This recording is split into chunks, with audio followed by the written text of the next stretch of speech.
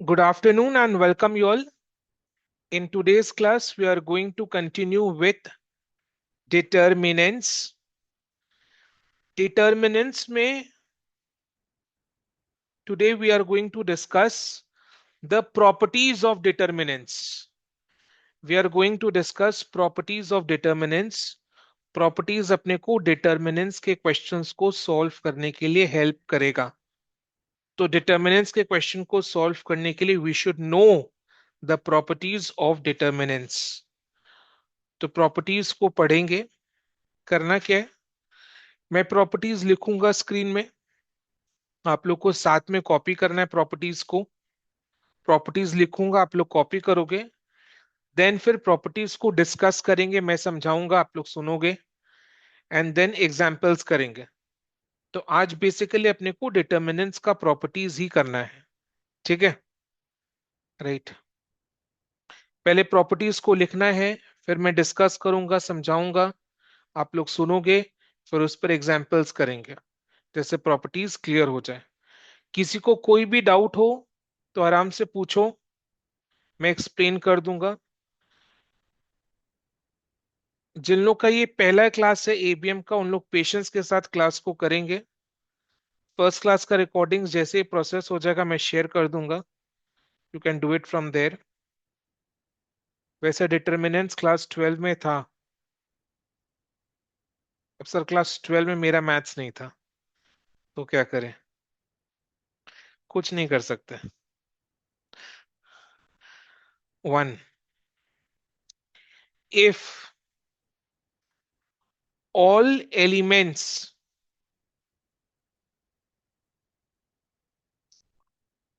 of a row or column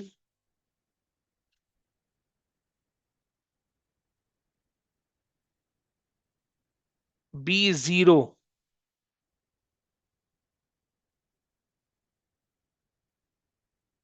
then the value of the determinant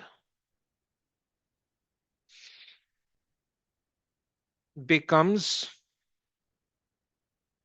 zero.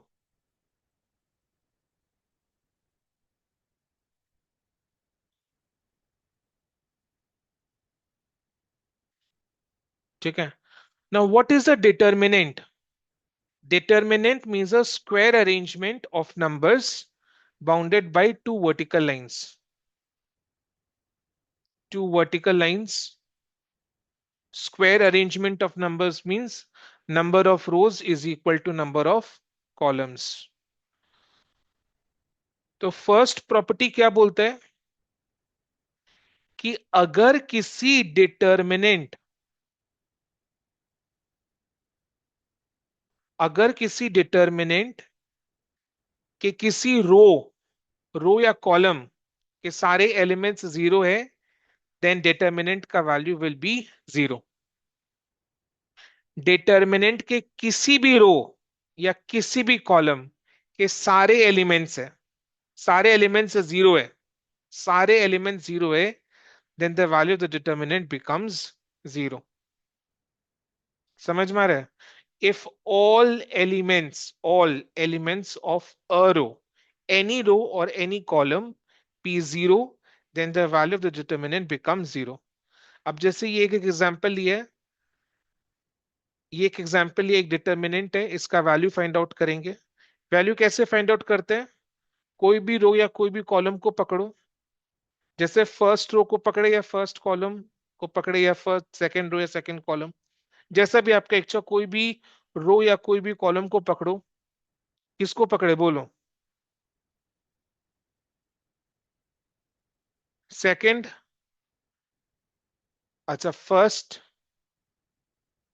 First column को लेते हैं.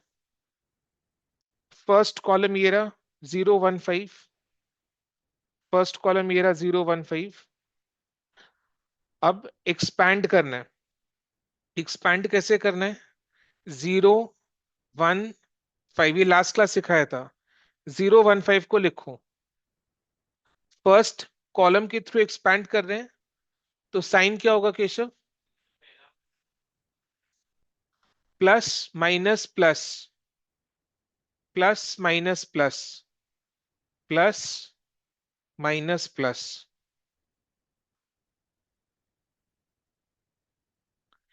फिर बगल में सेकेंड ऑर्डर डिटर्मिनेंट बनाओ। कैसे बनाना है?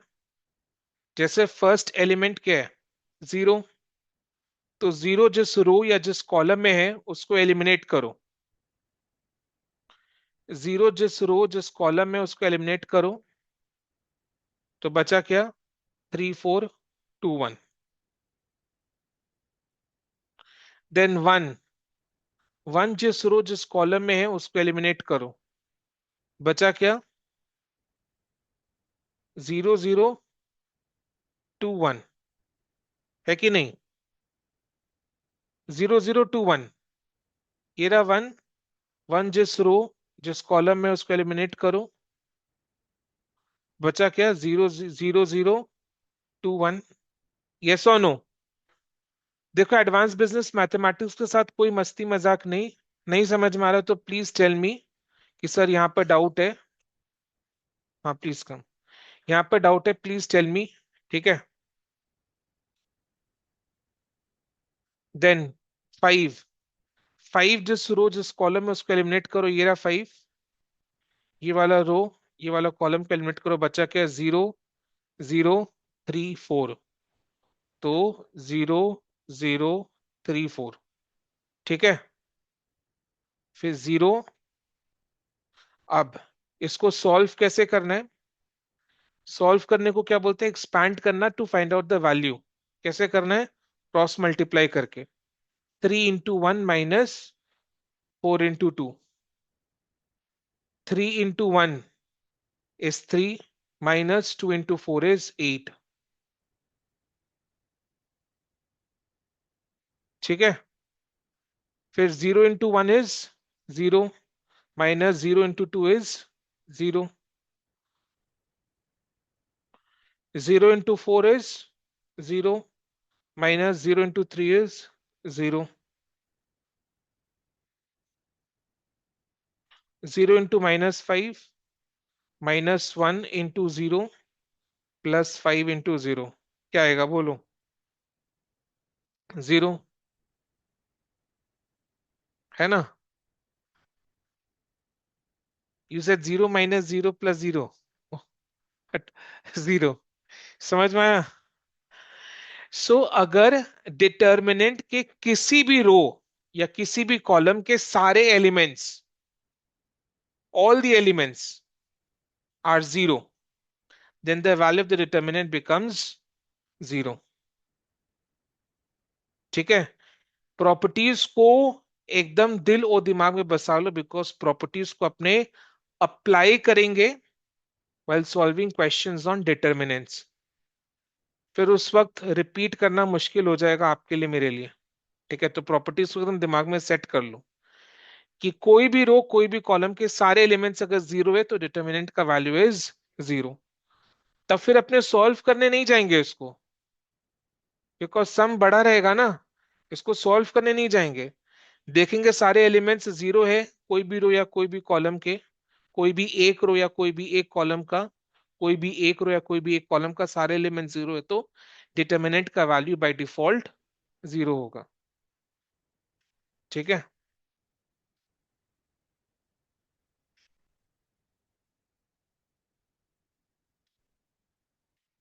अब जैसे लिखते चलो साथ साथ, जैसे ये 0 x p,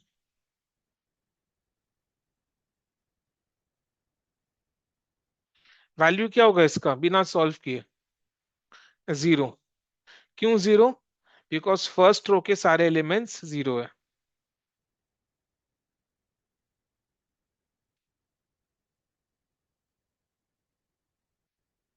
ज्योतिष को क्या सीखा?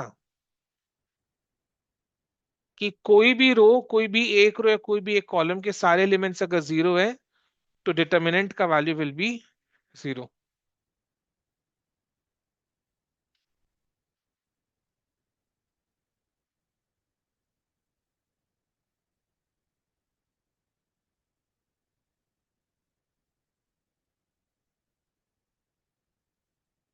इफ सेकेंड प्रॉपर्टी, ठीक है, पहले प्रॉपर्टी को लिखना है, फिर मैं समझाऊंगा उसको, आप लोग सुनोगे, फिर एग्जांपल्स करेंगे। ठीक है। If the rows and columns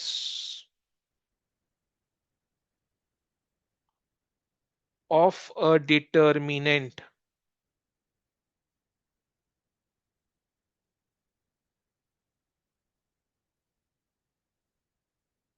be interchanged,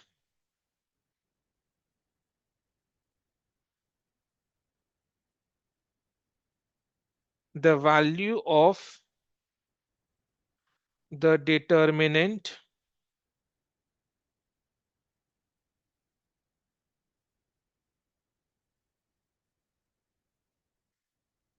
remains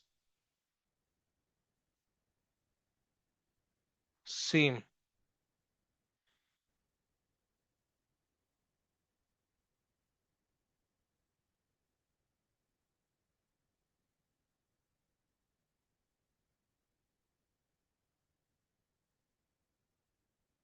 ठीक है, इसका मतलब क्या है? If the rows and columns of a determinant be interchanged, अदला बदली, अदला बदली का मतलब रोज को कॉलम, कॉलम्स को रो बना दिए। रोज को कॉलम, कॉलम्स को रो मतलब क्या? रोज में जो एलिमेंट्स है उसको कॉलम्स में लिख दिए, कॉलम्स में जो एलिमेंट्स है उसको रोज में लिख दिए। तो अगर इस तरीके से अपने रोज एंड कॉलम्स को इंटरचेंज करेंगे तो डिटर्मिनेंट का वैल्यू चेंज नहीं होगा। यानी डिटर्मिनेंट में रोज एंड कॉलम्स को अगर अपने इंटरचेंज करेंगे, एज इन रोज को कॉलम, कॉलम को रोज में लिखेंगे, तो डिटर्मिनेंट का वैल्यू में कोई चेंज नहीं आएगा। ठीक है, समझ में? एग्जाम्पल लिखो।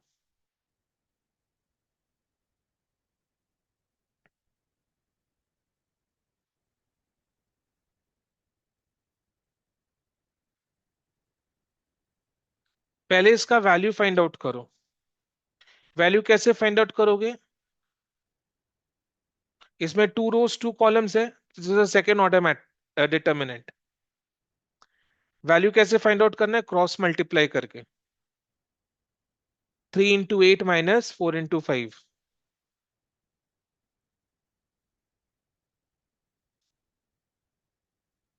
कितना आ रहा है? 4।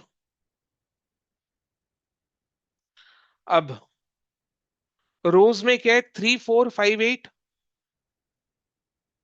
यस, रोज में क्या है? 3 4 3 4 5 8।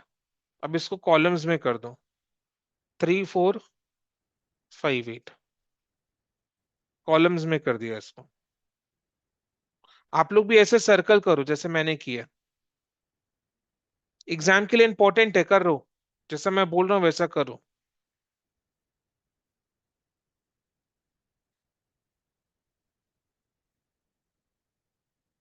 3 4 5 8,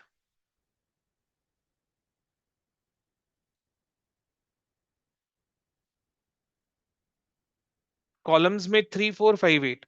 वैल्यू फाइंड आउट करो। 3 into 8 minus 5 into 4 is equal to 24 minus 20 is equal to 4।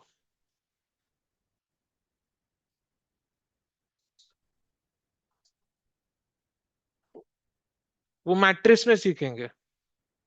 हाँ, ट्रांसपोज इज डिफरेंट, बट उसका वैल्यू अलग तरीके से फाइंड आउट करता है।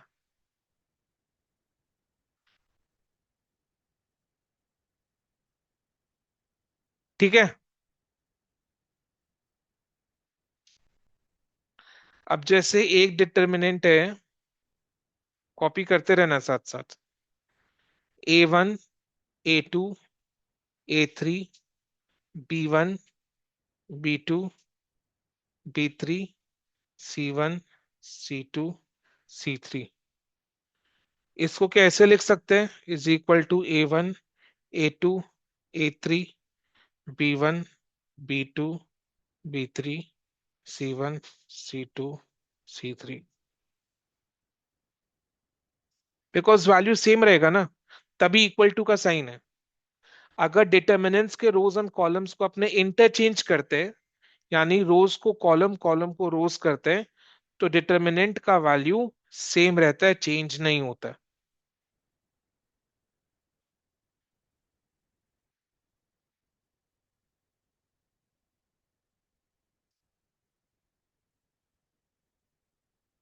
ठीक है।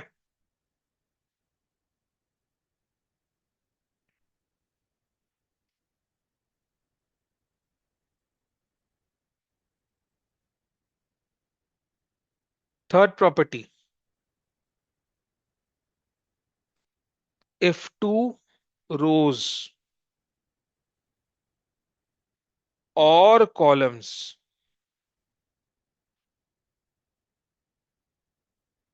कोई भी दो रो या कोई भी दो कॉलम, कोई भी दो रो या कोई भी दो column of a determinant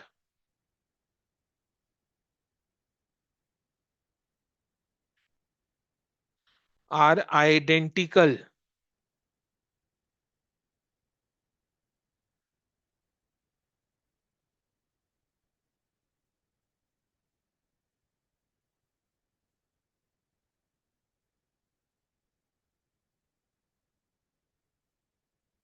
then the value of the determinant is zero.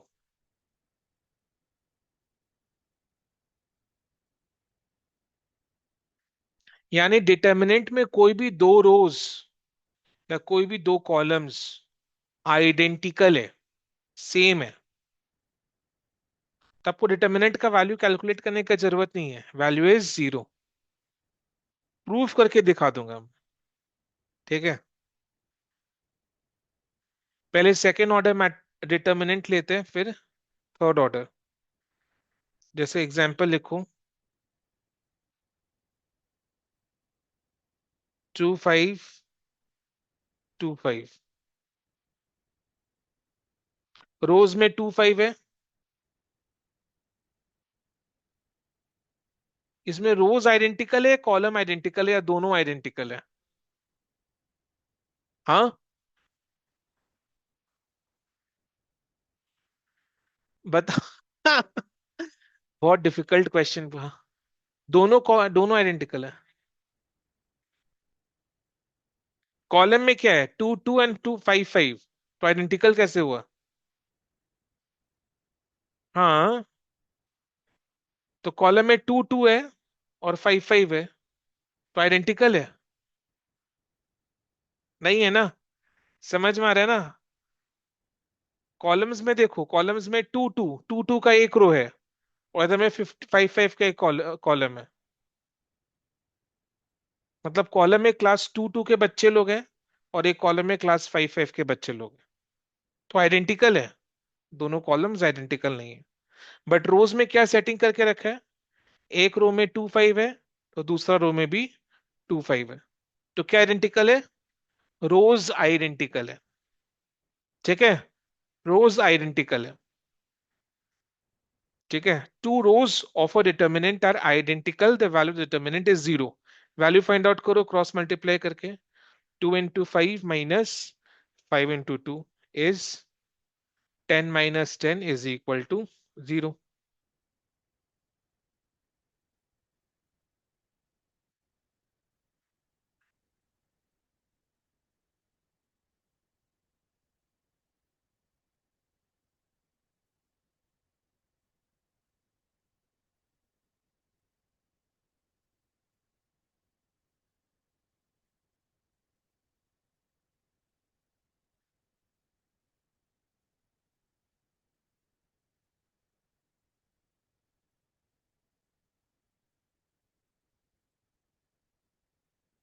Yes Paritosh, इसमें बताओ क्या आइडेंटिकल है? दो रोज आइडेंटिकल है या दो कॉलम्स आइडेंटिकल है? केशव सर की इतना सोच रहा है, तो क्या आइडेंटिकल है? तो आपने यस नहीं बोला उसको। ठीक है, अब इसको सॉल्व करो, इसको एक्सपैंड करो, खुद से प्रूफ करो कि value is coming to zero. जिन लोग का डिटर्मिनेंट का फर्स्ट क्लास नहीं किया हुआ है उन लोग सॉल्व नहीं करेंगे, बट डिटर्मिनेंट आता है तो सॉल्व कर सकते हैं। डिटर्मिनेंट नहीं आता तो सॉल्व मत करो। जिन लोग का फर्स्ट क्लास किया हुआ है मेरे साथ, उन लोग केवल सॉल्व करो।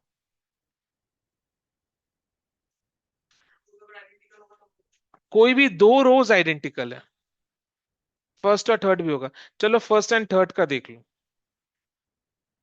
बेटर एग्जाम्पल होगा, है ना? चेंज कर लो, काट दो उसको, काट के चेंज कर दो।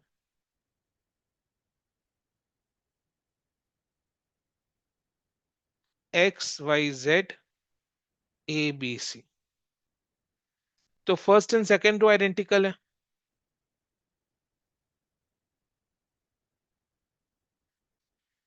देखो जिनका फर्स्ट क्लास नहीं किया हुआ है, अब उन लोग मेरी बात सुनो, या जिन लोग फर्स्ट क्लास को भूल गए हैं, ये भी भूल गए कि मैथ स्पेशलाइजेशन पेपर है, थोड़ा अच्छे से करना चाहिए उसको।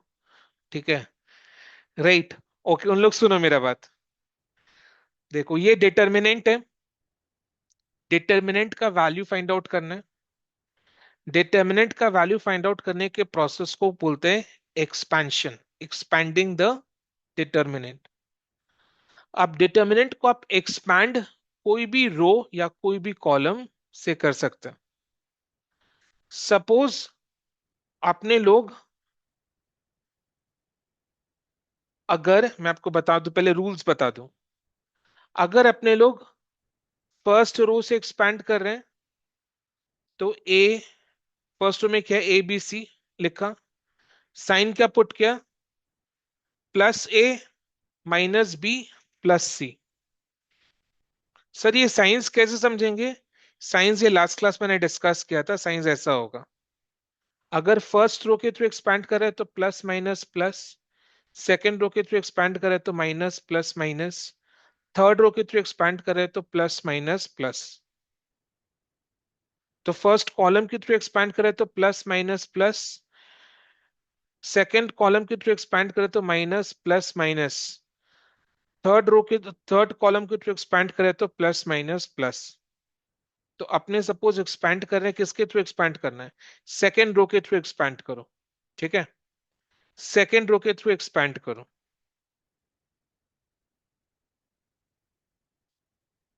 आया value zero? Okay. Second row में क्या है देखो, x y z, second row के थ्रू एक्सपैंड कर रहे हैं। अब देखो सेकेंड रो में साइंस क्या पुट करना है, माइनस प्लस माइनस, तो minus x plus y minus z. अब इसके बगल में क्या बनाना है, second order determinant. Second order determinant means two rows and two columns. Two rows and two columns कैसे बनाते हैं बेटा? जैसे एक्स, ये रहा एक्स, एक्स जिस रो में है और जिस कॉलम में है उसको बाद दे दो, बाकी बचा b c and b c. समझ में आया? फिर वाई है, देखो बेटा इधर देखो, वाई, वाई जिस कॉलम में है, जिस रो में है उसको बाद दे दो, बचा क्या, ए सी, ए सी।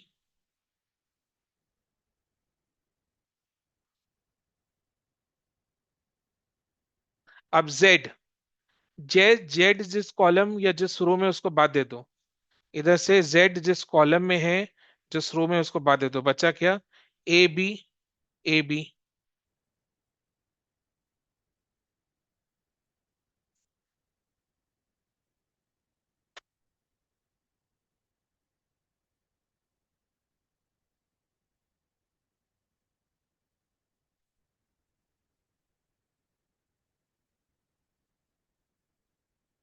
सॉरी सॉरी सॉरी,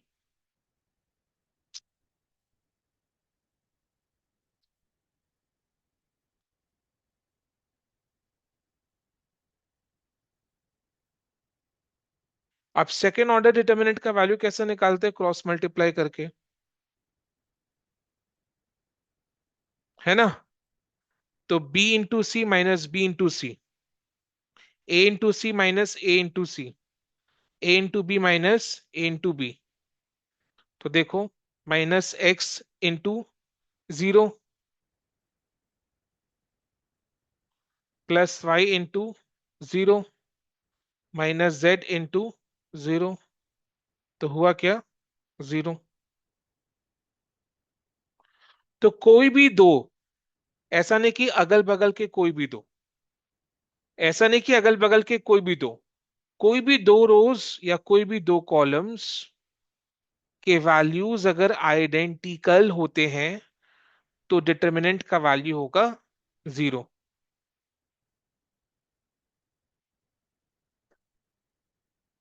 और क्या सिखाया था? जीरो कब हो सकता है? डिटर्मिनेंट का वैल्यू जीरो कब हो सकता है?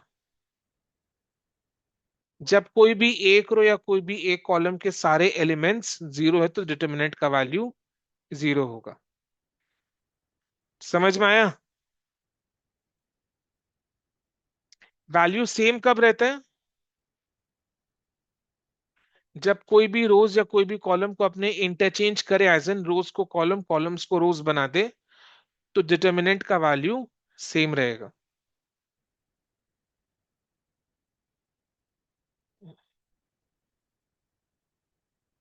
क्लियर है?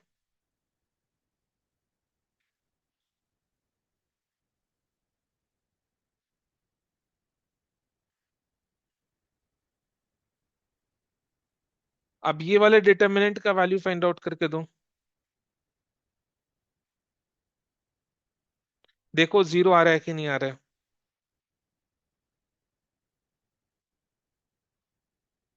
बोलो। इसमें रोज आइडेंटिकल है या कॉलम्स आइडेंटिकल है?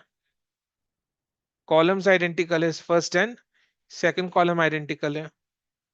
तो आप एक्सपैंड करो थ्रू सेकंड कॉलम। वैल्यू क्या होगा? जीरो। रियल लाइफ में अपने को एक्सपैंड करने का जरूरत नहीं है। रियल लाइफ में वैल्यू खाली जीरो पुट कर देना है, बिकॉज दो रोज दो कॉलम्स आइडेंटिकल है, तो कॉलम्स आइडेंटिकल है इसमें। कोई भी दो रोज कोई भी दो कॉलम्स आइडेंटिकल होने से वैल्यू जीरो होता है। तो इसमें दो कॉलम्स आइडेंटिकल है तो वैल्यू जीरो होगा। तो रियल लाइफ में इसको एक्सपैंड करने का जरूरत नहीं है। बट अभी एक्सपैंड करके चेक करो खुद से कि वैल्यू जीरो आ रहा है कि नहीं आ रहा है। Expand through the second column. हाँ, सबको ही करो, सबके लिए एक्सरसाइज है ये।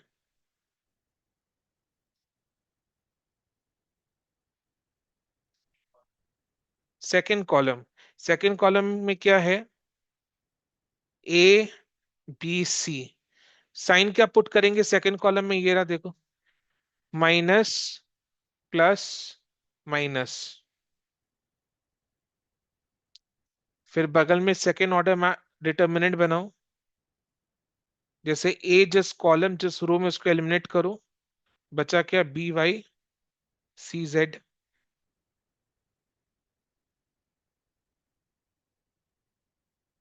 देन बी जिस कॉलम जिस रो में उसको एलिमिनेट करो, बचा क्या? A x c Z.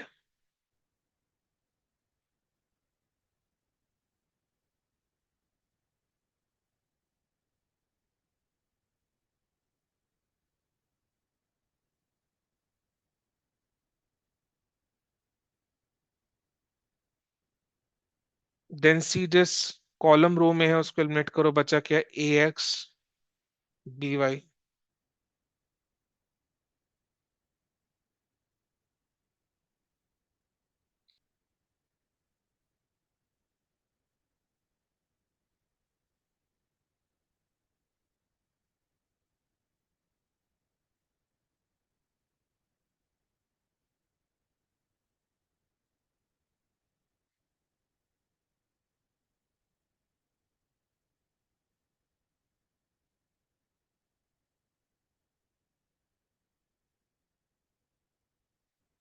Cancellation को आसान बनाने के लिए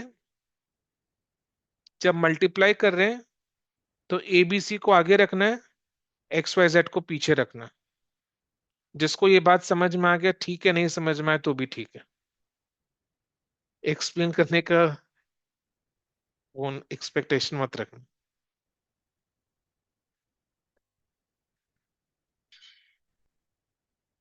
मतलब मेरा कहने का मतलब है ऑर्डर में होना चाहिए।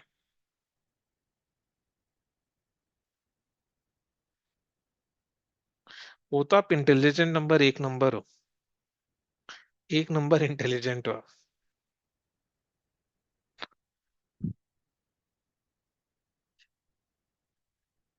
बोलो बी सी एक्स कट गया, ए सी वाई कट गया, ए बी जेड कट गया, बचा कुछ नहीं, जीरो।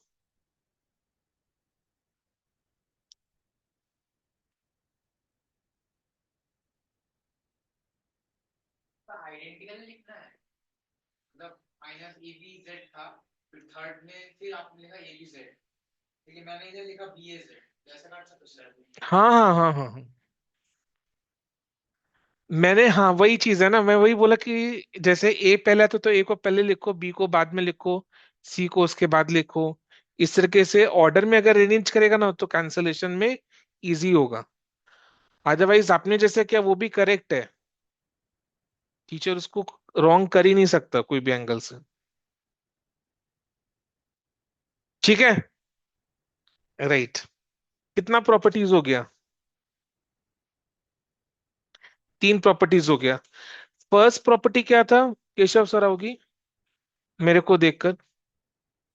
आयुष भाई रेडी रहना। तो क्या किसी भी कॉलम का अगर सब वैल्यू अगर जीरो होगा तो उसका अल्टीमेटली वैल्यू ऑफ डिटरमिनेंट भी जीरो ही होगा। अच्छा, कोई भी रो या कोई भी कॉलम के सारे एलिमेंट्स अगर जीरो होते हैं तो डिटर्मिनेंट का वैल्यू जीरो होता है। यस आयुष पर नेक्स्ट।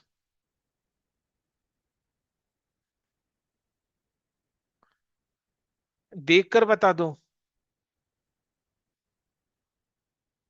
अच्छा जैन मूल बताओ। और कॉलम को इंटरचेंज करते हैं। इंटरचेंज का मतलब क्या है? जैसे रोज को कॉलम कर दिया, कॉलम्स को रोज कर दिया, वैल्यू सेम रहेगा। थर्ड प्रॉपर्टी शो को तो बताओ।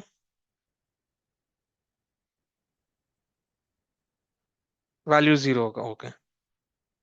नेक्स्ट लिखो fourth. If two adjacent, adjacent का मतलब क्या होता है? हाँ, साइड बाय साइड, ओके, अगल बगल।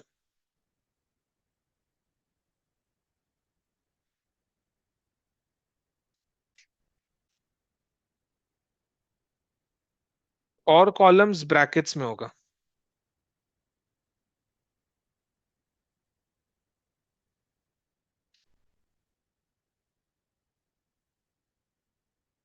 इफ टू adjacent rows, रोज लिखो। If two adjacent rows, brackets में लिखना और कॉलम्स। या तो दो रोज अगल बगल के दो रोज, या दो अगल बगल के कॉलम्स। रोज एंड कॉलम्स नहीं, रोज एंड कॉलम्स का बात नहीं हो रहा है।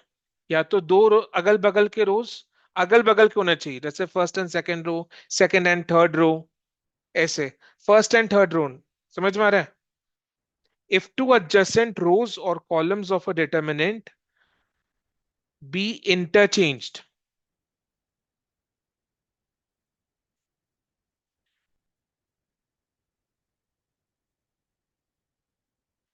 be interchanged,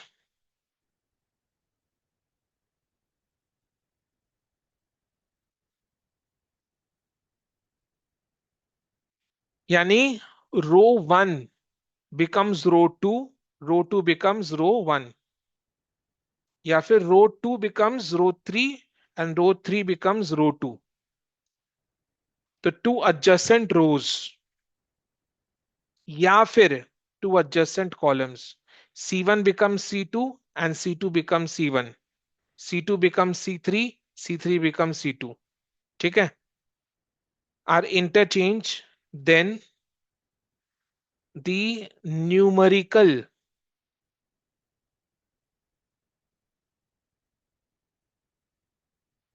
value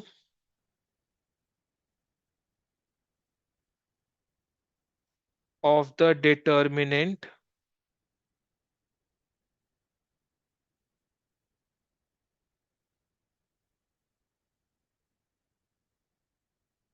remains the same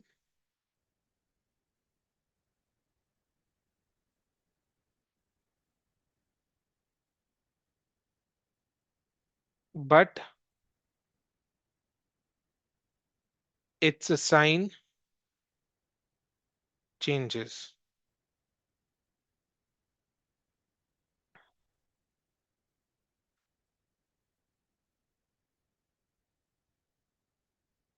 मतलब क्या है? जैसे डिटर्मिनेंट का वैल्यू आ रहा था +5, कोई भी दो, मतलब दो एडजेसेंट रोज या फिर दो एडजेसेंट कॉलम्स को इंटरचेंज कर दिए, जैसे R1 को R2 कर दिए एंड R2 को R1 कर दिए। R3 सेम है, ठीक है, R3 सेम है। तो कोई भी दो एडजेसेंट, अगल बगल के दो रोज या दो कॉलम्स को आपस में जगह चेंज करते हैं, इंटरचेंज करते हैं, देन डिटर्मिनेंट का जो वैल्यू है उसका न्यूमेरिकल वैल्यू सेम होता है बट साइन चेंज हो जाता है। जैसे अगर ओरिजिनल डिटर्मिनेंट का वैल्यू +5 है तो इंटरचेंज करने के बाद डिटर्मिनेंट का वैल्यू -5 हो जाएगा, और अगर ओरिजिनल डिटर्मिनेंट का वैल्यू -5 है तो इंटरचेंज करने के बाद डिटर्मिनेंट का वैल्यू +5 हो जाएगा। समझ में आया? क्या डाउट है? देखो तो अपने एग्जाम्पल्स करेंगे, उससे समझ में आ जाएगा। ऐसे नहीं समझाऊं? ठीक है, छोड़ दो तो। नहीं समझा रहा हूँ, छोड़ दो। राइटली कोई एग्जाम्पल लिखो, उसे बेटर समझ में आएगा।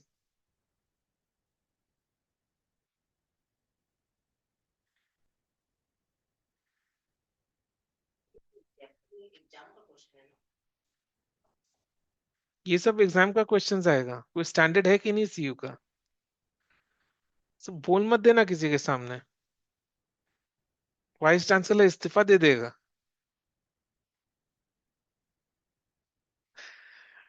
राइट, ये डिटर्मिनेंट है 2359। इसका वैल्यू फाइंड आउट करो।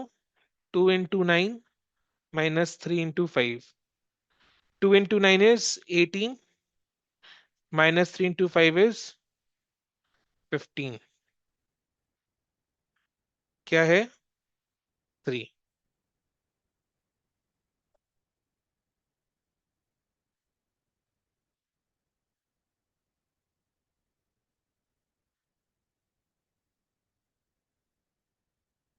लिखो इंटर चेंजिंग रोज। इंटरचेंजिंग रोज। परितोष बताओ, रोज को इंटरचेंज कैसे करें, मतलब कैसे बनेगा डिटर्मिनेंट? हम्म, समझ में आ रहा है? सेकेंड रो को फर्स्ट रो में कर दिया, फर्स्ट रो को सेकेंड रो में कर दिया। 5923। नहीं समझा? 2359 था, अभी नीचे कर दिया। इंटरचेंजिंग रोज हो गया। इंटरचेंजिंग रोज का मतलब समझ में आ गया ना?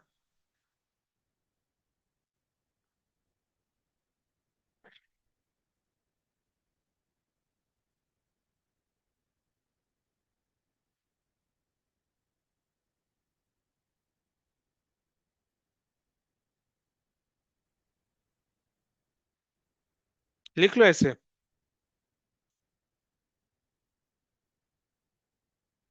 R2 को R1 कर दिया, R1 को R2 कर दिया।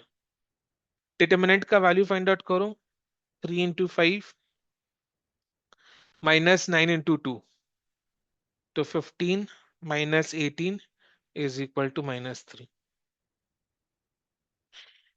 समझ में आया? यानी इस प्रॉपर्टी को अप्लाई कैसे करना है? अगर आपको दिया हुआ है डिटर्मिनेंट ये है और उसका वैल्यू ये है, तो बिना कैलकुलेटर यूज किए, बिना एक्सपेंशन के ये वाले डिटर्मिनेंट का वैल्यू बताओ। क्या बोलोगे? -3। आपको ये डिटर्मिनेंट दिया हुआ है, ये वैल्यू दिया हुआ है। ये वाले डिटर्मिनेंट में आप क्या देख रहे हो? रोज इंटरचेंज हुआ है, तो डिटर्मिनेंट का value -3। Value, numerical value is 3, sign खाली चेंज हो जाएगा, प्लस का -3 हो जाएगा, +3 का -3 हो जाएगा। क्या डाउट है? जिसको डाउट है मन में मत रखो, मन में रखने से गड़बड़ हो जाएगा। की डाउट আছে বলো, মুখ থেকে বল।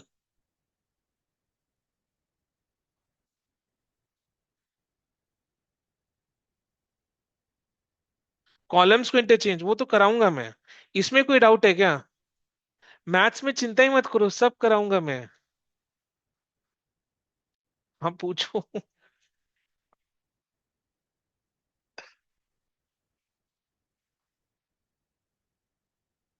क्या?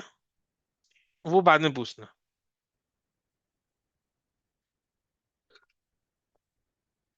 देखो जब भी अपने, देखो जैसे आप लंच कर रहे हैं, तो आप ये सोचते कि मैं आज मैंने ब्रेकफास्ट में ये खा लिया था, कभी सोचा ऐसे?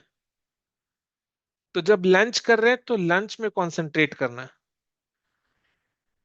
लंच के टाइम में ब्रेकफास्ट में क्या खाया था, डिनर में क्या खाएंगे, वैसे नहीं सोचना है।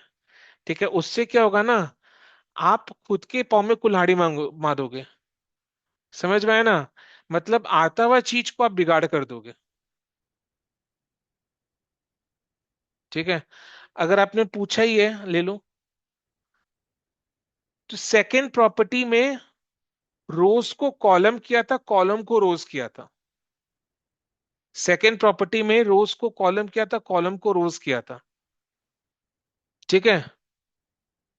रोज को कॉलम किया था, कॉलम को, जो रोज में था उसको कॉलम्स कर दिया था, जो कॉलम्स में था उसको रोज बना दिया था। वो किया था। फोर्थ प्रॉपर्टी में क्या कर रहे हैं? दो रोज को इंटरचेंज कर रहे हैं, R1 को R2, R2 को R1 कर रहे हैं। ठीक है? अगल बगल के दो रोज होने चाहिए या दो कॉलम्स होने चाहिए, आजू बाजू के दो रोज या दो कॉलम्स होने चाहिए, उसको आप इंटरचेंज कर रहे हो। ठीक है? उसको आप इंटरचेंज कर रहे हो, यानी रोज रो 1 को रो 2, रो 2 को रो 1। फोर्थ सेकंड प्रॉपर्टी में क्या था? जो रोज में था उसको कॉलम्स में कर दिया, कॉलम्स में था उसको रोज में कर दिया, तो वैल्यू सेम रहेगा, वैल्यू सेम रहेगा। बट फोर्थ प्रॉपर्टी में क्या है? रो 1 को रो 2, रो 2 को रो 1, कोई भी दो रोज या कोई भी दो कॉलम्स को इंटरचेंज कर रहे हैं अगल बगल। ठीक है? तभी देखो ना, इधर में ब्रैकेट्स में लिखा है और कॉलम्स, मतलब वो सेपरेट है। या कॉलम्स को कॉलम्स के साथ इंटरचेंज करना, या रोज को रोज के साथ इंटरचेंज करना। और 2 में क्या था? रोज एंड कॉलम्स था, यानी रोज एंड कॉलम्स आपस में इंटरचेंज हो रहे हैं। रोज को कॉलम्स कर रहे हैं, कॉलम्स को रोज कर रहे हैं।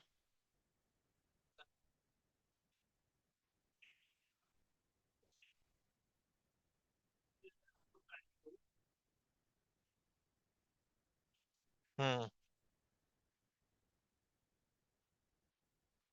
अब इंटरचेंजिंग, केशव आप मेरे को बताओ, इंटरचेंजिंग कॉलम्स, ये आपका ओरिजिनल डिटर्मिनेंट है बेटा। अब इसके कॉलम्स को इंटरचेंज करो।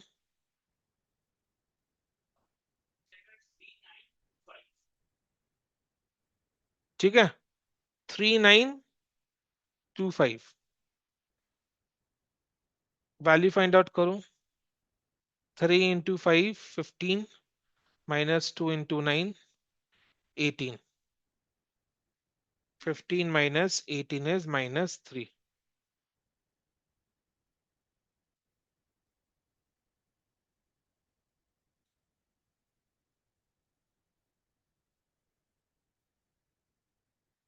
ठीक है?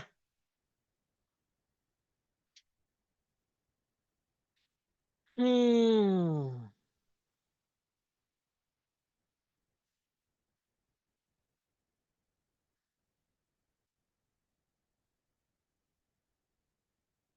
एग्जाम्पल कॉपी करो।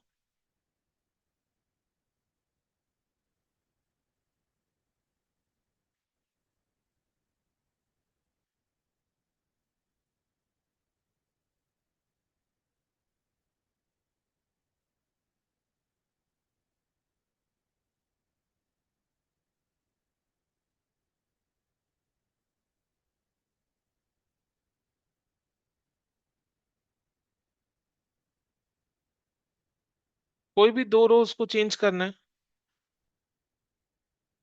तो एडजेसेंट रोज को।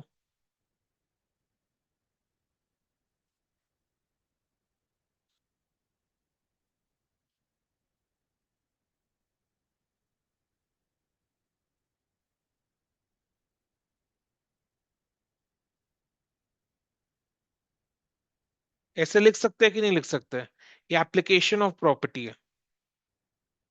ये एप्लीकेशन ऑफ प्रॉपर्टी है। अब एक एग्जाम्पल सॉल्व करें, हाँ।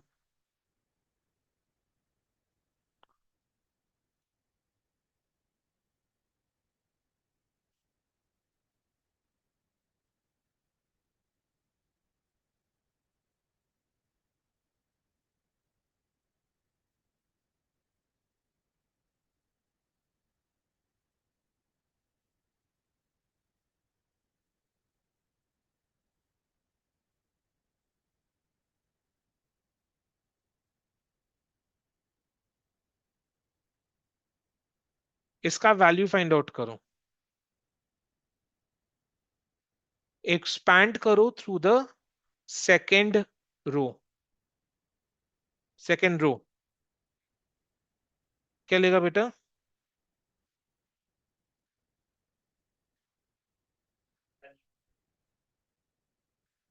वो आज आप पेन ही लेकर नहीं आया?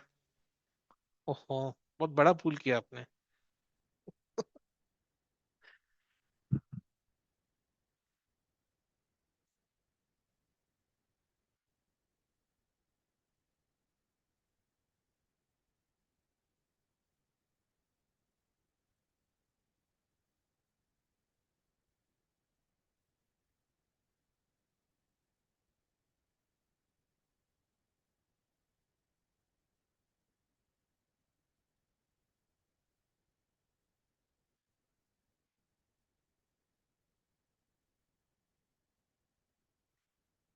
नहीं, सेकेंड रो के हिसाब से करके देखो।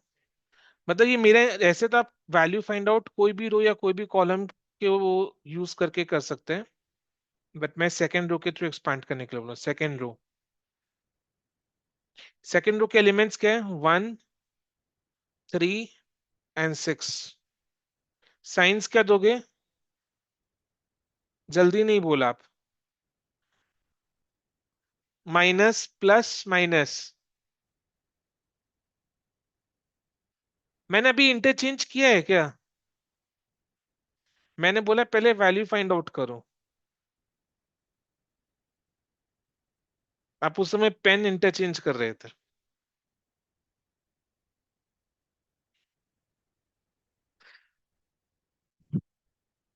तभी आप सुना नहीं इंस्ट्रक्शन। पहले वैल्यू फाइंड आउट करो। 1, 3, 6 minus plus minus 5, 4, 7, 9, 2, 4, 8, 9,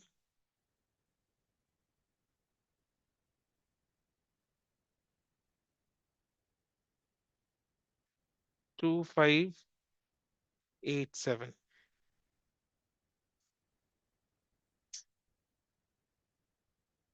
45 minus 28। 18 minus 32 minus 6। 14 minus 40।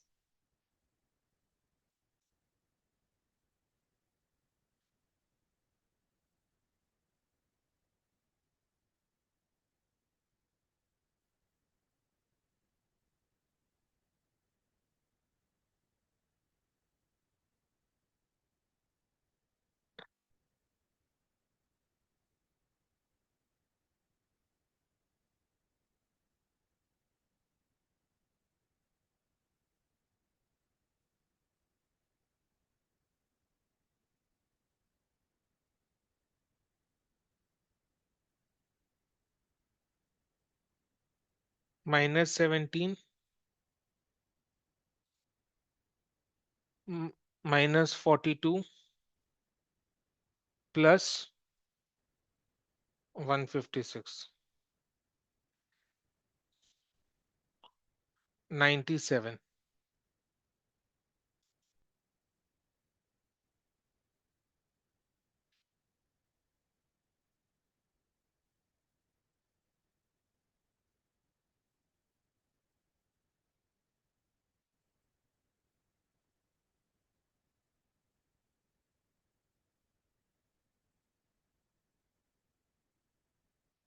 ठीक है, डिटर्मिनेंट लिया, उसका वैल्यू फाइंड आउट किया, आंसर क्या आया? 97। अभी अपने क्या कर रहे हैं? खुद के थ्योरम जो सीखा है, जो रूल सीखा उसको प्रूफ कर रहे हैं। कोई भी दो एडजेसेंट रोज या फिर कोई भी दो एडजेसेंट कॉलम्स को आपस में इंटरचेंज कर रहे हैं। जैसे हम लोग क्या कर रहे हैं, C2 और C3 को इंटरचेंज कर रहे हैं। केशव ध्यान से देखो पहले बोर्ड में, फिर लिखना। C2 एंड C3 को इंटरचेंज कर रहे हैं, तो C1 अपनी जगह सही सलामत है। C2 क्या जगह आ जाएगा? C3 469।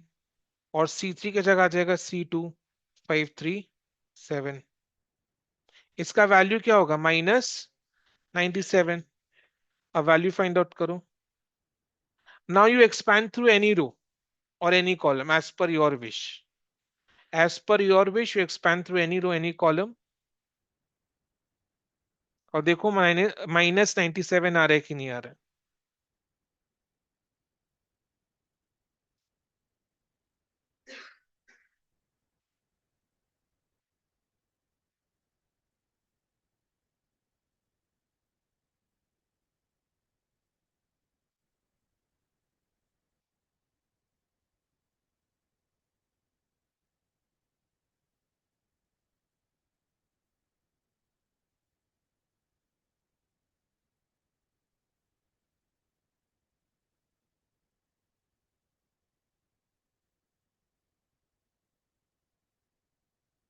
पढ़ाई करना है तो जोश के साथ करना है, सबके लिए बोल रहा हूं मैं, कि मेरे को करके निकलना ही है। रॉन्ग हो रहा है, होने दो, कोई दिक्कत का बात नहीं है। I am there to correct you. कोई भी रो या कोई भी कॉलम के थ्रू एक्सपैंड करो आप, एज पर योर विश। और देखो -97 आ रहा है या नहीं आ रहा? अगर नहीं आ रहा है, इसका मतलब पाप का घड़ा भर चुका है। ये 9 दिन में एक बार गंगा स्नान करना जरूरी हो चुका है। अगर -97 नहीं आ रहा है तो।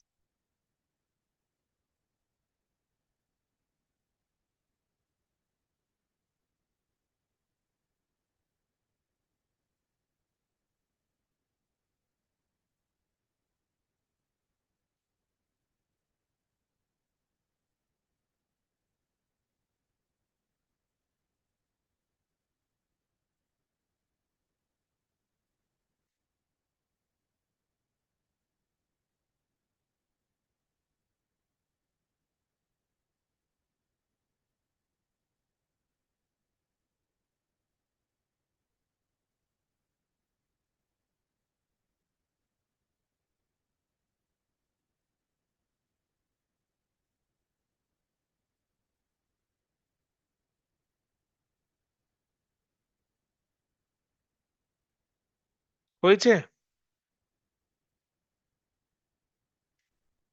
हो गया?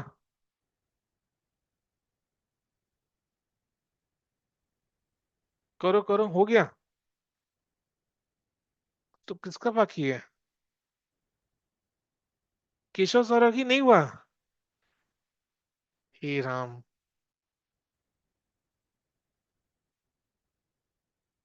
जरूरी है तप करने का? भगवान के दरबार में खड़े होकर, एक टांग पर खड़े होकर, हाथ में कपूर लेकर तप करने का जरूरत है?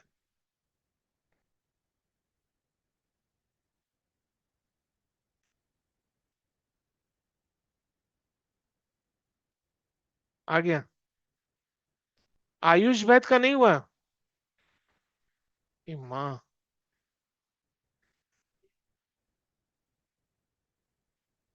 कुछ और ही आ गया? शिव, शिव, शिव। मतलब पूरे क्लास में केशव सरोगी का पाप का घड़ा भर चुका है।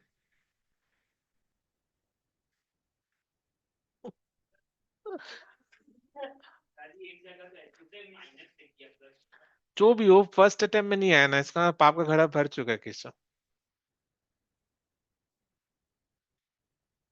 ठीक है। अभी किसको इंटरचेंज किया आपने? कौन से कॉलम्स को इंटरचेंज किया?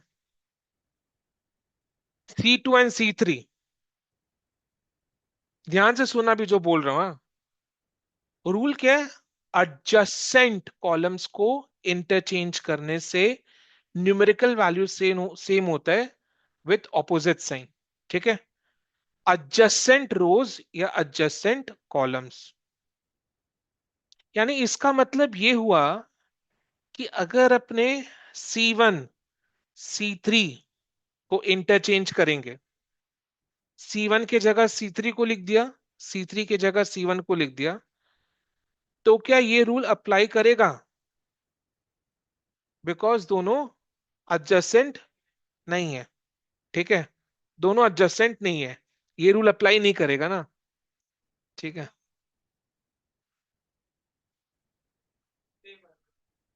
कैसे? हम्म। नहीं नहीं नहीं नहीं, ओरिजिनल डिटर्मिनेंट्स है। ओरिजिनल डिटर्मिनेंट्स है। ठीक है। आप इधर में लिख दो भैया। लिखो लिखो लिखो इधर में। इंटरचेंजिंग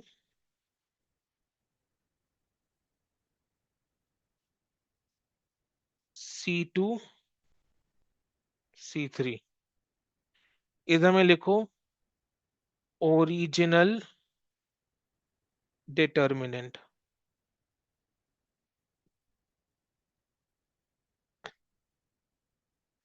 लिख लो इसको। इसका मतलब हम लोगों ने क्या कंक्लूड किया कि अगर C1 C3 को इंटरचेंज करेंगे तो डिटर्मिनेंट का मतलब ये रूल अप्लाई नहीं होगा। नहीं होगा। ठीक है। तो एक बार करके देख लेते हैं कि ये रूल अप्लाई हो रहा है या नहीं हो रहा है। फिर कुछ नेक्स्ट इसके बाद बोलूंगा, ठीक है? पहले करके देख लो। क्या करके देखना है? Very good, C1 and C3 को इंटरचेंज करना।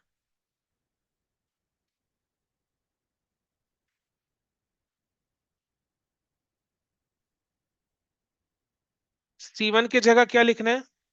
C3 के कॉलम को क्या लिखना है? 4 6 9। 4 6 9। C3 वही सेम रहेगा, 5 3 7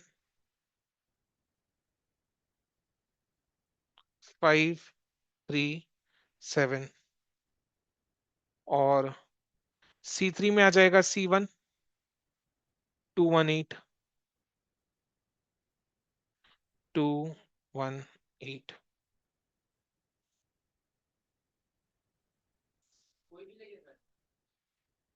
हाँ।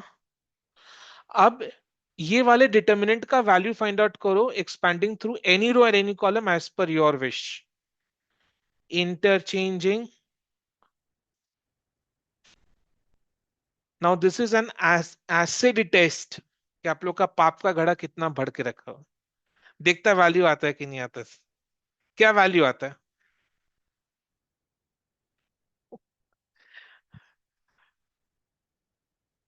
देखो क्या वैल्यू आ रहा है।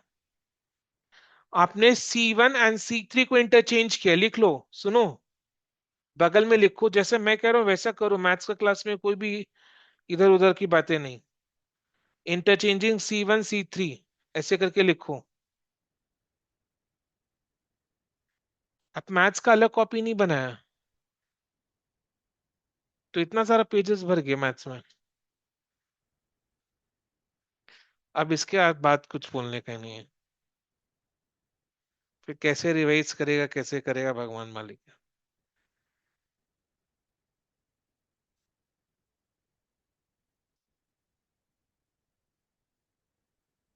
हम लोग C1 C3 को इंटरचेंज करें जो कि एडजेसेंट नहीं है। वैल्यू फाइंड आउट करो।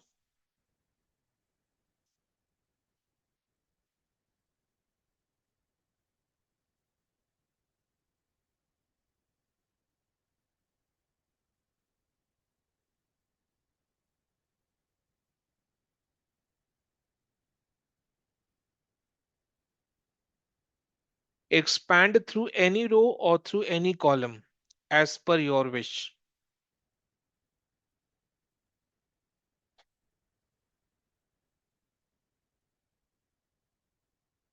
It is required that कि अपने ट्यूशन क्लासेस के लिए सेपरेट कॉपी बनाए for all the subjects. College के लिए अलग एंड घर के प्रैक्टिस के लिए अलग।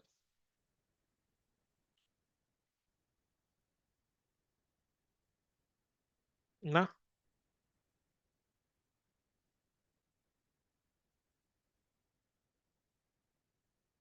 दिल से करना, अच्छे से करना। ऐसा नहीं कि करने के लिए करना। With 100% concentration.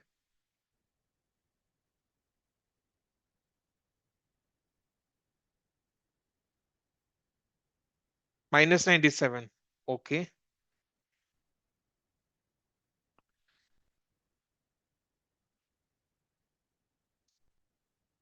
क्या आ रहा है? -97 आ रहा है, okay. 2 for -97।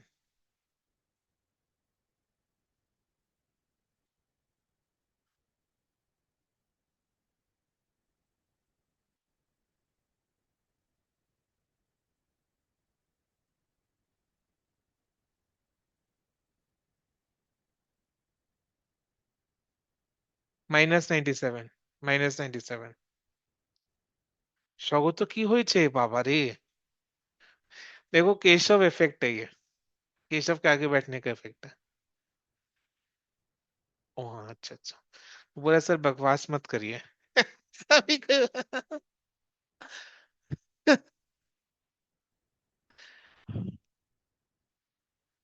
Yes, the answer is -97। इससे क्या प्रूफ होता है कि third order matrix, third order determinant के लिए कोई भी दो रोज या कोई भी दो कॉलम्स को इंटरचेंज करने से, कोई भी दो रोज या कोई भी दो कॉलम्स एडजेसेंट नहीं भी हो तो भी चलेगा। कोई भी दो रोज या कोई भी दो कॉलम्स को आपस में इंटरचेंज करने से value of the determinant is the same with opposite sign. Numerical value is same with opposite sign. समझ में आ रहा है? यानी एडजेसेंट होने का requirement is not there. There और नॉट देयर? Not there. ठीक है, ये रूल डिटर्मिनेंट का जो रूल है वो तो बताना पड़ेगा ना। उसके बाद मैं नोट लिखा ही रहा हूं। देखो एक्चुअली क्या है ना, मैं आपको बता रहा हूँ क्यों लिखा है मैंने रूल। हमारे सिलेबस में सेकेंड ऑर्डर और थर्ड ऑर्डर है। 2 rows 2 columns, 3 rows 3 columns। 2 rows 2 columns के लिए तो दो ही रो दो कॉलम है, तो वो आपस में कैसे भी इंटरचेंज कर सकते हैं, है ना। रो 1 रो को रो 2 बना दिया, रो 2 को रो 1 बना दिया, C1 को C2 बना दिया, C2 को C1 बना दिया। तो सेकेंड ऑर्डर के लिए तो कोई भी दो रो, कोई भी दो कॉलम। थर्ड ऑर्डर के लिए अभी अपने प्रूफ कर लिए कि कोई भी दो रो या कोई भी दो कॉलम होने से चलेगा। एडजस्टेंट होने का रिक्वायरमेंट नहीं है। तो एडजस्टेंट होने का रिक्वायरमेंट किसमें? Fourth order matrix, fifth order matrix, ये सब में है। समझ में आया? वो हमारे सिलेबस में नहीं है। हमारे सिलेबस में सेकंड ऑर्डर और थर्ड ऑर्डर है। तो सेकंड और थर्ड ऑर्डर के लिए कोई भी दो रोज या कोई भी दो कॉलम्स अगर इंटरचेंज करते हैं तो डिटर्मिनेंट का न्यूमेरिकल वैल्यू सेम होता है विथ ऑपोजिट साइन। ये साइन चेंज हो जाता है। रूल क्या है? रूल इज कोई भी दो एडजेसेंट रोज या कोई भी दो एडजेसेंट कॉलम्स। तो ये रूल किसके लिए अप्लाई करेगा? हायर ऑर्डर डिटर्मिनेंट के लिए। फोर्थ ऑर्डर डिटर्मिनेंट जिसमें फोर कॉलम्स फोर रोज है, फिफ्थ ऑर्डर डिटर्मिनेंट जिसमें five rows and five columns है, वो हमारे सिलेबस में नहीं है। तुम्हारे सिलेबस में सेकंड और थर्ड ऑर्डर है। तो सेकंड और थर्ड ऑर्डर के लिए कंक्लूजन क्या निकला कि कोई भी दो रो या कोई भी दो कॉलम्स, कोई भी दो रो या कोई भी दो कॉलम्स वो इंटरचेंज करेंगे तो डिटर्मिनेंट का वैल्यू सेम रहेगा, साइन चेंज हो जाएगा। समझ में आया? ठीक है, इसके लिए नोट लिखो।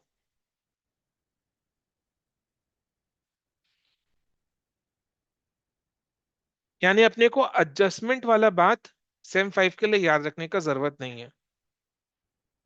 For third order determinant,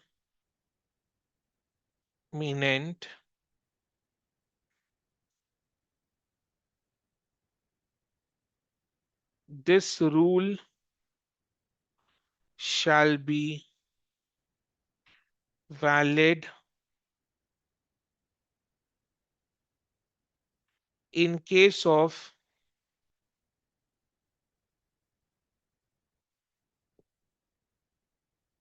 interchanging of any two rows। any लिख लो, अंडरलाइन करो any को।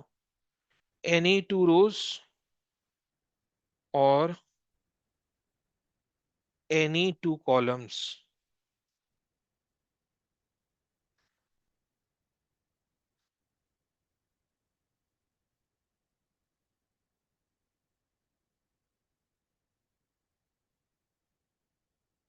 जैसे एक डिटर्मिनेंट है A1, लिखो, लिख लो, लिखना है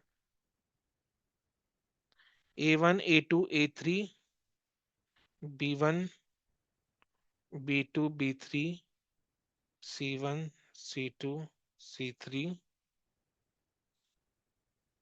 is equal to minus, interchange किसको कर रहे हैं? Row one and row three को। तो रो वन में रो थ्री आ जाएगा एंड रो थ्री में रो वन आ जाएगा।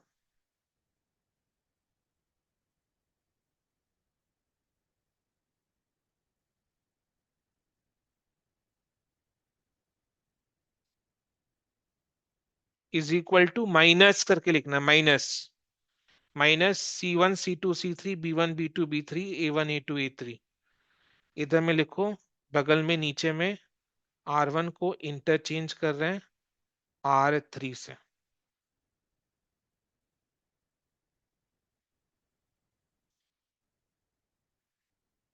C1 को भी इंटरचेंज कर सकते हैं C3 से, न्यूमेरिकल वैल्यू सेम रहेगा, साइन खाली चेंज हो जाएगा। Original determinant A1 A2 A3 B2 B3 B1 B2 B3 C1 C2 C3। अब C1 की जगह C3 लिख रहे हैं, A3 B3 C3, और C3 की जगह C1 को लिख रहे हैं A1 B1। साइन चेंज हो जाएगा, माइनस हो जाएगा, इधर आगे आगे माइनस हो जाएगा। हाँ, और सेकंड कॉलम सेम रहेगा।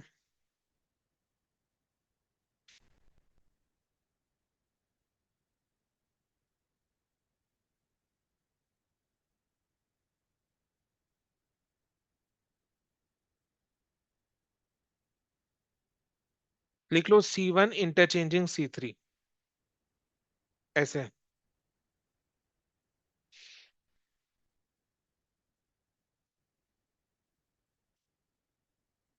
कितना प्रॉपर्टीज डिस्कस हो गया? चार प्रॉपर्टीज डिस्कस हुए, अभी एक प्रॉपर्टी और डिस्कस करेंगे। चार प्रॉपर्टीज में क्या क्या डिस्कस हुए? सबसे पहला प्रॉपर्टी, अगर डिटर्मिनेंट के किसी भी रो या किसी भी कॉलम के सारे एलिमेंट्स जीरो होते हैं तो डिटर्मिनेंट का वैल्यू इज जीरो। फिर डिटर्मिनेंट में अगर अपने रोज को कॉलम, कॉलम्स को रोज में लिखते हैं तो डिटर्मिनेंट का वैल्यू सेम रहेगा। रोज को कॉलम, कॉलम्स को रोज में लिखते हैं, डिटर्मिनेंट का वैल्यू सेम रहेगा। फिर अगर डिटर्मिनेंट में कोई भी दो रो या कोई भी दो कॉलम एडजेसेंट हो या नहीं हो, कोई भी दो या कोई भी दो रोज या कोई भी दो कॉलम्स, कोई भी दो रोज या कोई भी दो कॉलम्स आइडेंटिकल है तो डिटर्मिनेंट का वैल्यू इज जीरो। समझ में आया? डिटर्मिनेंट का value is zero.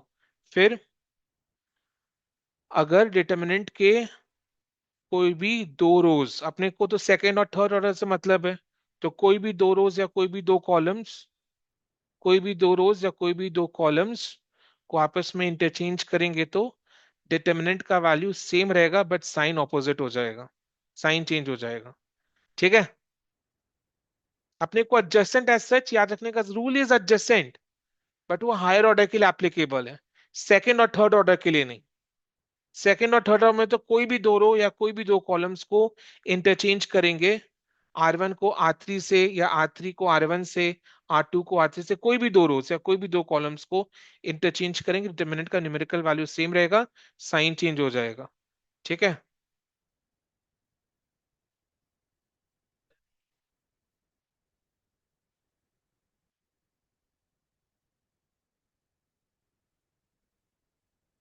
Next, fifth rule,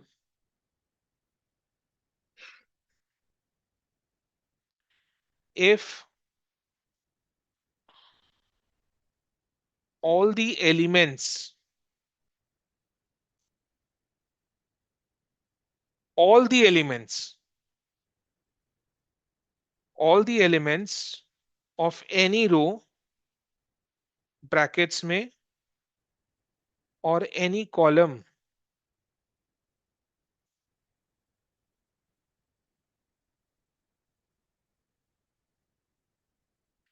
be multiplied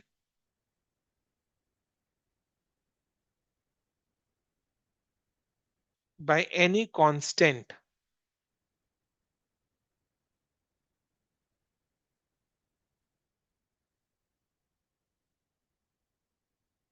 the value of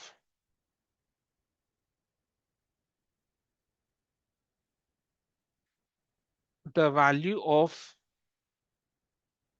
the original determinant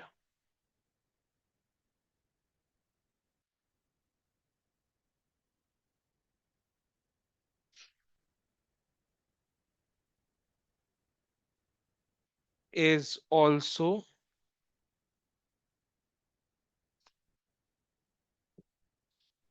multiplied by that same constant।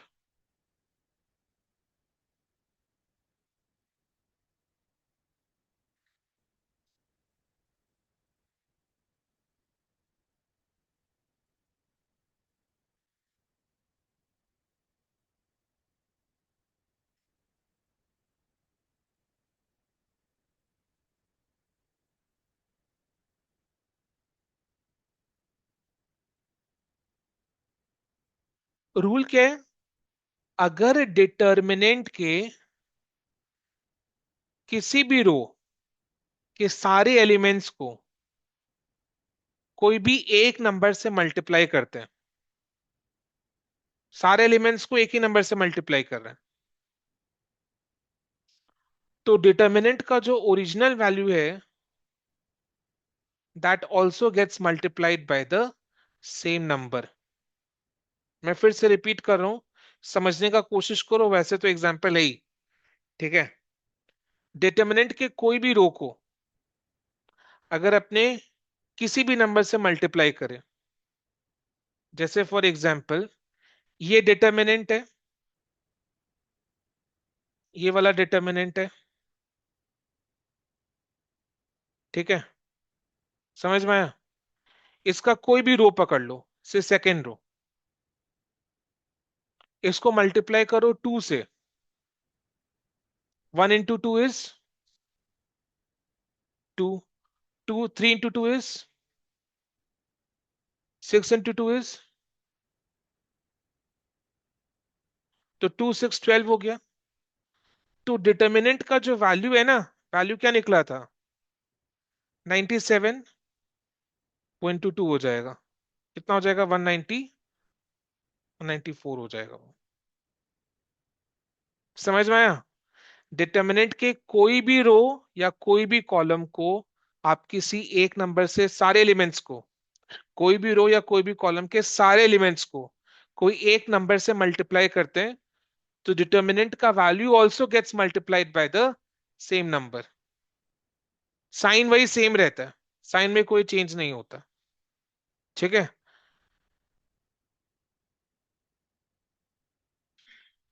अब एग्जाम्पल करते हैं, पहले इजी एग्जाम्पल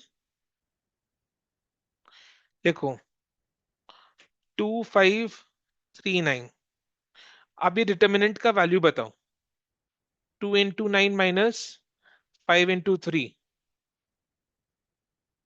18 minus 15 is 3। अब फर्स्ट रो को ए से मल्टीप्लाई कर रहे हैं, फर्स्ट रो को ए से मल्टीप्लाई कर रहे हैं, तो क्या हो जा रहा है? 2a, 5a, 3 9। तो 2a into 9 minus 5a into 3 is equal to 18a minus 15a is equal to 3a।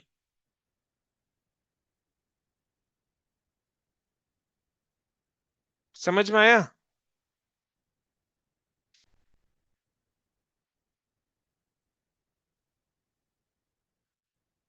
आप ऊपर नीचे लिख रहे हैं ना, तो वो एक सिंगल डिटर्मिनेंट लग रहा है। एक लाइन छोड़ के लिखो बेटा, कोई दिक्कत नहीं है, नेक्स्ट टाइम से वैसे करना। एक दो लाइन पेज से कंजूसी मत करो, कॉपी में आपको खरीद के दे दूंगा, राइट? कोई बात नहीं, मतलब खरीद के मैं दूंगा, स्पॉन्सर केशव सरावगी करेगा। ठीक, ओके, समझ में आया?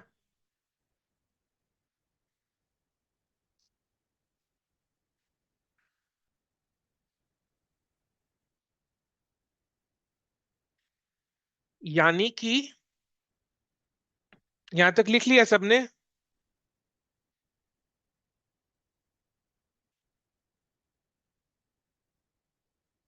18a minus 15a is 3a only. A square कब होता है? जब ए इंटू ए करते हैं, ठीक है। अभी ये डिटर्मिनेंट को अपने कैसे एक्सप्रेस कर सकते हैं? ए को कॉमन ले सकते हैं,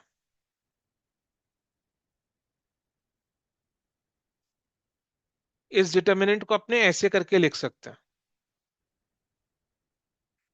मतलब रो से कॉमन ले लिया, कांस्टेंट को रो से कॉमन ले लिया। क्लियर? कांस्टेंट को रो से कॉमन ले लिया, निकाल लिया उसको से रो से कॉमन ले लिया उसको। तो डिटर्मिनेंट क्या के ए इंटू दैट डिटर्मिनेंट। तो डिटर्मिनेंट का वैल्यू क्या है? 3। Answer is 3a। ये डिटर्मिनेंट का वैल्यू क्या है? 3 ना। Answer is 3a। तो उस रो से आपने 3 को कॉमन ले लिया, सॉरी ए को कॉमन ले लिया, ए कॉमन ले लिया। समझ में आया? इसको लिखो, इसको लिखो, ए इंटू 2539, ए इंटू डिटर्मिनेंट 2539।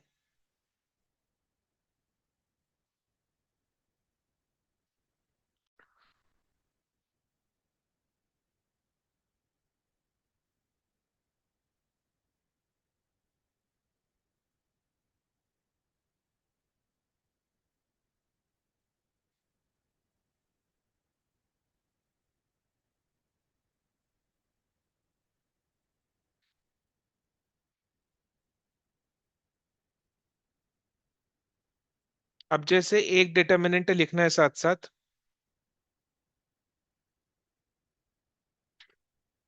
एक डिटर्मिनेंट है लिखो साथ साथ।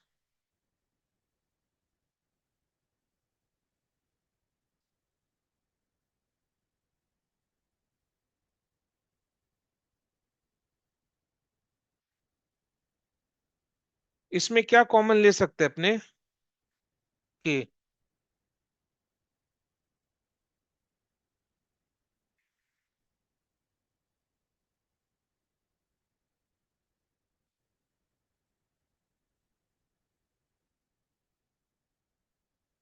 क्या आईसी है? कहाँ पर? ओ बाप रे। अभी ठीक है? ओ अच्छा अच्छा।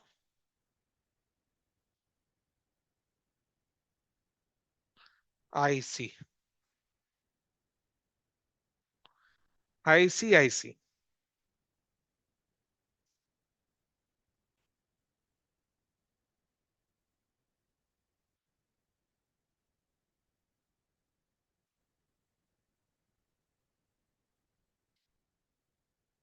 अब एक और एग्जाम्पल ले रहे हैं, उससे और क्लियर हो जाएगा।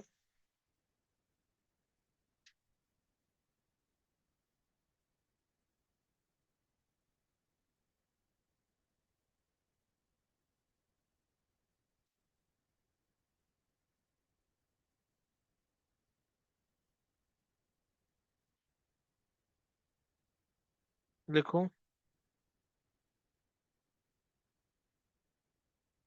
आईसी नहीं है, के है, और ये एल है।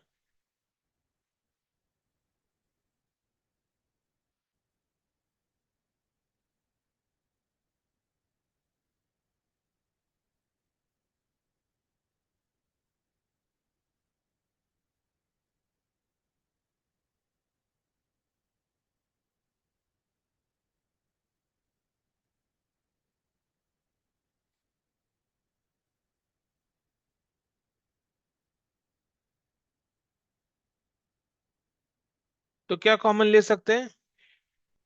के लेंगे रो वन से कॉमन, एल लेंगे रो टू से कॉमन।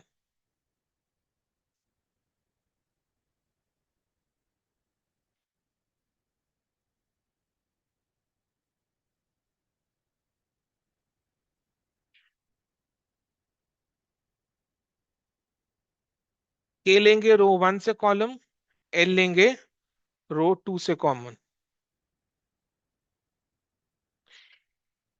इसका मतलब क्या, कोई भी एक रो या कोई भी एक कॉलम से अपने कांस्टेंट को मल्टीप्लाई करेंगे। मतलब कि अगर कॉमन में है ना, इसका मतलब ये नहीं कि डिटर्मिनेंट्स के सारे एलिमेंट्स के से मल्टीप्लाई हो रहे हैं। कोई सुन ही नहीं रहा है, सुनो ढंग से। के अगर कॉमन में ले रहे हैं, इसका मतलब ये नहीं कि डिटर्मिनेंट के सारे एलिमेंट्स के से मल्टीप्लाई हो रहे हैं। कोई भी एक रो या कोई भी एक कॉलम के से मल्टीप्लाई हो रहा है। के अगर कॉमन में लिया ना, तो इसका मतलब ये नहीं कि सारे एलिमेंट्स के से मल्टीप्लाई हो रहे हैं। डिटर्मिनेंट के सारे एलिमेंट्स के से मल्टीप्लाई हो रहे हैं। डिटर्मिनेंट के कोई भी एक रो के सारे एलिमेंट्स या फिर कोई भी एक कॉलम के सारे एलिमेंट्स के से मल्टीप्लाई हो रहे हैं। समझ में आ रहा है? तो कोई भी एक रो या एक कॉलम का कॉमन हो सकता है। दो से के को कॉमन किया, रो वन से, और रो टू से एल को कॉमन किया। तो अगर मल्टीप्लाई करना चाहे कि के को अगर बी रो टू से मल्टीप्लाई करो। Hmm, very good, excellent, super. This you want to say that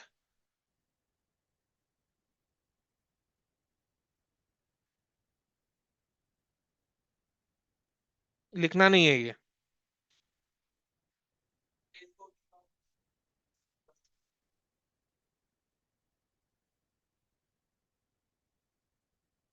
हम्म, समझ में आया? ये लिखना नहीं है, मैं इसको अच्छे से लिखाऊंगा, इसलिए लिखने के लिए मना किया। लिखो, नोट वन, नोट, 1 2 लिखने का जरूरत नहीं, नोट लिखो।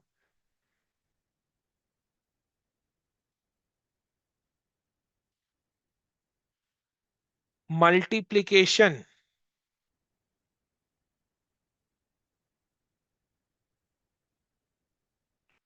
Of the determinant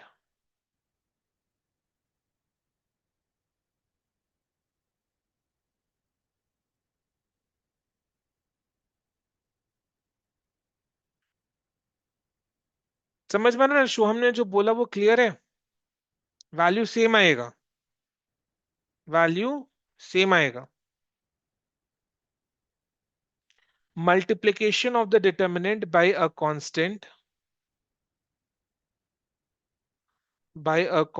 means only one row or one column is multiplied by that constant. Multiplication of the determinant by a constant means only one row or one column is multiplied by that constant. अब इसका example लिख लो, भाई जो उसने बोला था वैसे ही example लिखा रहा हूं। एग्जाम्पल के a b c x y z p q r. अब के को किससे मल्टीप्लाई कर रहे हैं? सेकेंड रो से मल्टीप्लाई कर रहे हैं।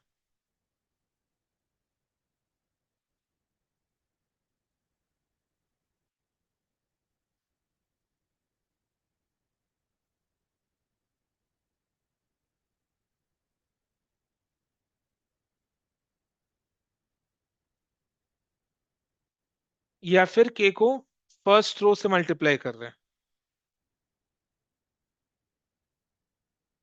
सॉरी फर्स्ट कॉलम से मल्टीप्लाई कर रहे हैं, फर्स्ट कॉलम से मल्टीप्लाई कर रहे हैं। तो कोई भी एक रो या कोई भी एक कॉलम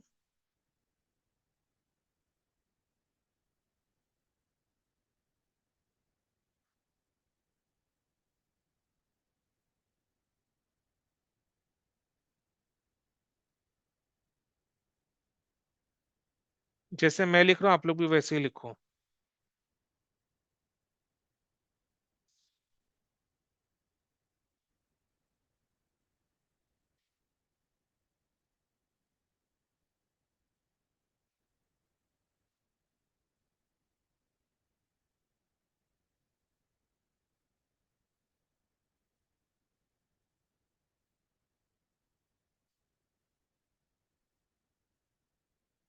ठीक है, कोई भी डाउट? रुक जाओ रुक जाओ, खाली एक चीज और बताना बाकी है। अगर ये रूल समझ गया है ना, इजी क्वेश्चन पूछ रहा हूँ, डिफिकल्ट क्वेश्चन बिल्कुल भी नहीं है। तो बताओ इससे क्या कॉमन ले सकते हैं? 2 किससे कॉमन लिया है? First row second row first column second,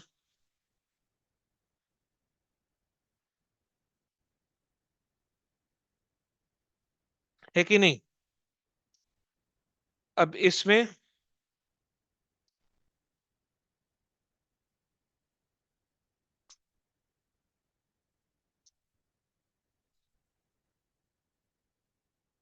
बोलो क्या कॉमन लेना है? किससे कॉमन लिया है?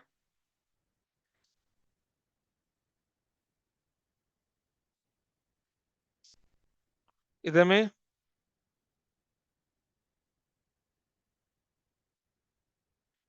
लिखो नोट। आपने कॉपी कर लिया? नहीं कॉपी करना बेटा, मैंने कुल बोला ना कि जब मैं बोलूं तभी कॉपी करना। यस, बोलो।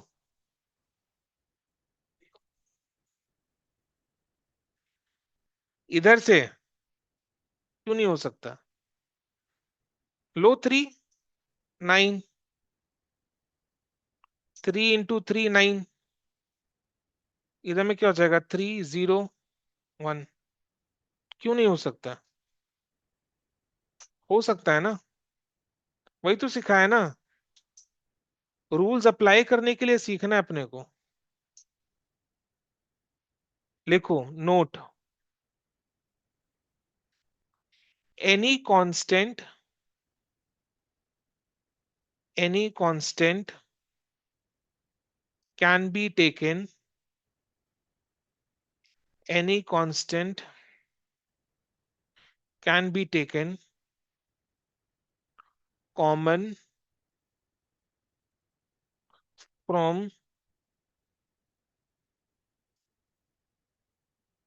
a particular row or a column।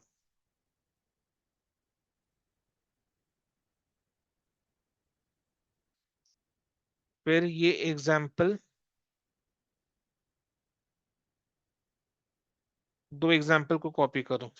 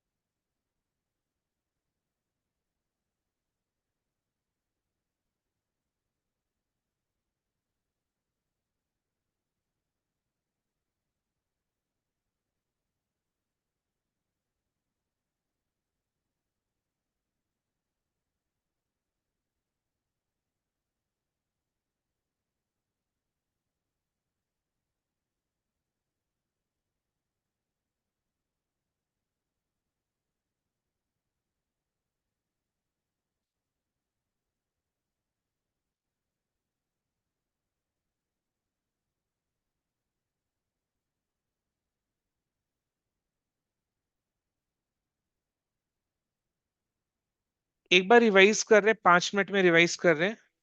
आज का डिस्कशन जितना करना था कर लिया। प्रॉपर्टीज के लिए आज की क्लास के लिए इतना ही।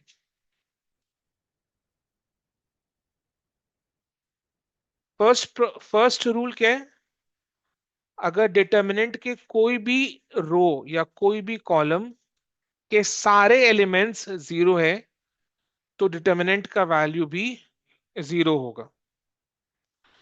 फिर डिटर्मिनेंट में अगर अपने रोज को कॉलम या कॉलम्स को रोज बनाएंगे तो डिटर्मिनेंट का वैल्यू सेम रहेगा।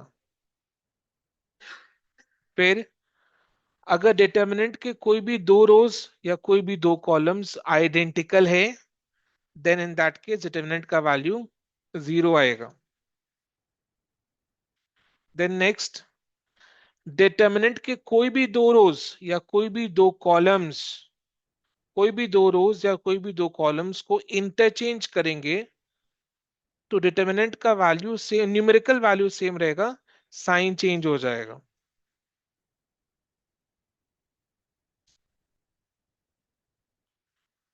अगर डिटर्मिनेंट के किसी भी रो या किसी भी कॉलम के सारे एलिमेंट्स को अपने किसी भी कांस्टेंट से मल्टीप्लाई करेंगे तो डिटर्मिनेंट का value also gets multiplied by that constant. फिर आपने क्या सीखा?